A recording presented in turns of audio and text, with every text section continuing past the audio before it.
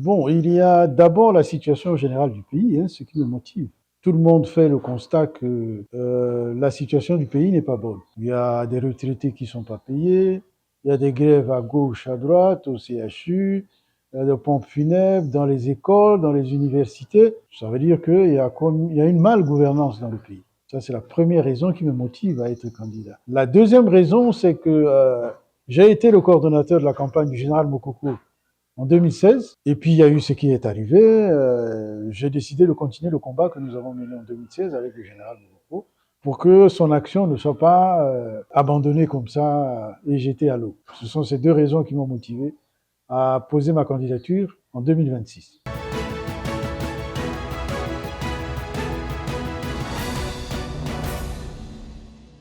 Bon, la tradition des 100 premiers jours, je ne sais pas si on peut les appliquer chez nous. Mais ce que je peux dire, c'est que les premières priorités, c'est assainir les finances publiques. Et si on n'a pas des marges de trésorerie et si on continue dans la situation telle qu'elle se présente, il est très difficile de faire quoi que ce soit. Donc, la première priorité, c'est avoir un programme d'urgence pour assainir les finances publiques et gagner des marges en trésorerie et budgétaire. D'autant plus que l'année de mon élection, c'est-à-dire si je suis élu en mars 2026, je me retrouve dans une situation de quasi-cohabitation. Parce que je suis élu, je ne suis pas PCT, mais en face de moi, il y a le Parlement qui est PCT, vous avez les conseils départementaux qui sont PCT, donc c'est comme une sorte de cohabitation qui est là. Et donc je dois pouvoir être en capacité de gérer cette situation avec un Parlement qui n'est pas le mien, des conseils départementaux qui ne sont pas les miens. Donc il y a cette urgence de maîtriser les finances publiques, d'assainir les finances publiques pour disposer des marges de manœuvre qu'il faut, mais en même temps faire face à cette petite cohabitation qui peut durer à peu près une année.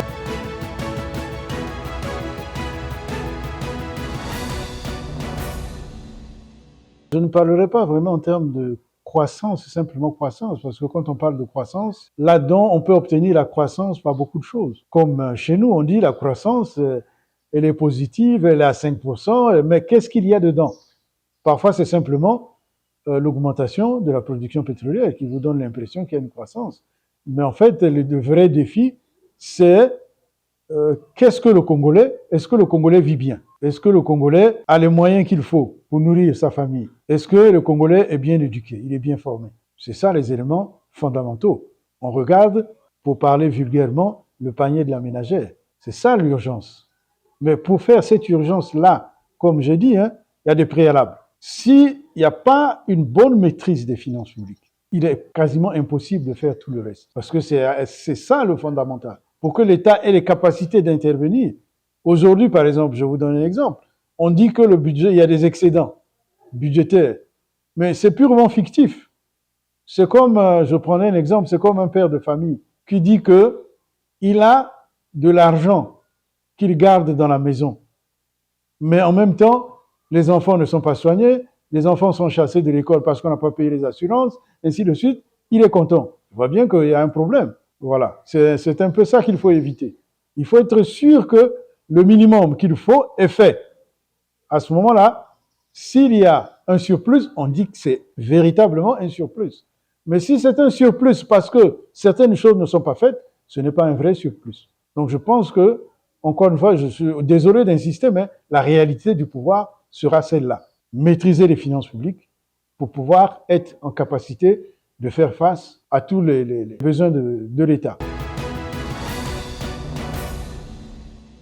Bon, il faut dire qu'aujourd'hui, ce qui domine le plus, c'est un peu l'insécurité urbaine, parce que ce sont des jeunes gens, comme on dit là, les Koulouna qui sont un peu à la mode aujourd'hui. Bon, mais ce sont les enfants de la République. Quand on a 25 ans, on est né sous le président Sassou. On a grandi sous le président Sassou. On devient bandit sous le président Sassou. En fait, c'est un échec du système. Maintenant, comment stabiliser tout ça? Évidemment, comme je dis, il faut que nos services de sécurité retrouvent leur lettre de noblesse. Peut-être que la police n'a pas assez de moyens pour faire face à cette situation. Alors il faut donner les moyens aux forces de sécurité intérieure, c'est-à-dire la police, la gendarmerie. Mais encore une fois, on revient au problème que j'ai dit tout à l'heure. Si les finances publiques ne sont pas assainies, la gendarmerie, la police n'auront pas les moyens pour faire face à cette délinquance urbaine.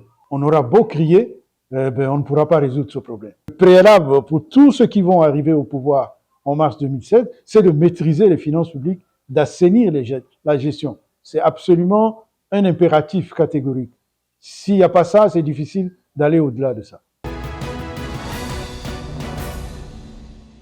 Il n'y a pas de réforme à mettre en place. Il faut d'abord mettre en pratique ce qui existe. Si déjà ce qui existe, on peut mettre ça en pratique, je vous garantis que beaucoup de choses dont on se plaint aujourd'hui ne se feront pas. Ne pas considérer le trésor public comme un bien privé. Quand on dit il faut déclarer le patrimoine, quand on est en fonction, il faut le faire dès la prise de fonction. Mais si on ne le fait pas, évidemment, c'est écrit.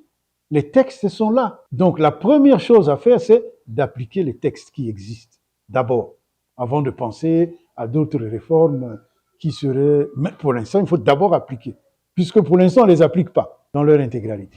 Appliquons d'abord ce qui existe. On gagnerait énormément dans la lutte contre la corruption. Alors, je dis au peuple, début novembre, j'ai lancé un appel à contribution populaire. Il y a le soutien que l'on fait à quelqu'un. Ah, je te soutiens, je te soutiens. Mais il y a un autre soutien qui est plus concret. J'ai dit au peuple, si le peuple me soutient, alors que chacun essaye de sortir 1000 francs pour contribuer au financement de ma campagne. Parce qu'aujourd'hui, aucune disposition ne prévoit le financement des campagnes électorales dans notre pays. Ce qui fait que tout se fait dans l'opacité totale. Le pouvoir, ceux qui sont au pouvoir, procèdent à une distribution massive d'argent. Évidemment, les opposants qui n'ont rien, les pauvres, ils se débrouillent comme ils peuvent.